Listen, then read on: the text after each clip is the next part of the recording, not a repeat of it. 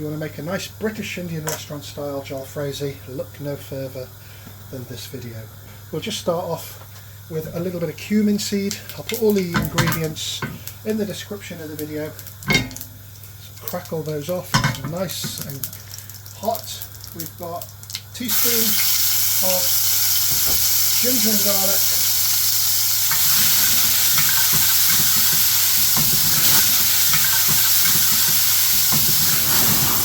the cumin seeds are roasting, a little bit of pre-cooked tomato.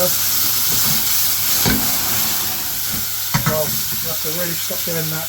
Mixed powder, salt to taste,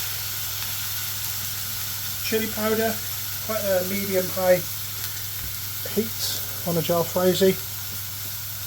We're going to add some lemon juice just to bring all that together. Cooked jalfrezi mix, chunky peppers, onions, baby tomatoes. A minute later, next pre-cooked lamb.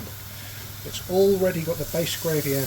So by actually making a basic lamb curry, it saves you using more base gravy later, and it makes total sense, and you're able to get your dishes out in rapid time.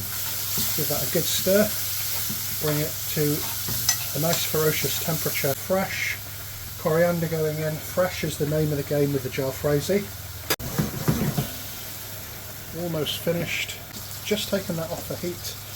Just allow it to rest 30 seconds or so. So I hope there are two things you saw from that video: how easy and quick it is to cook British Indian restaurant style food once you have everything pre-cooked.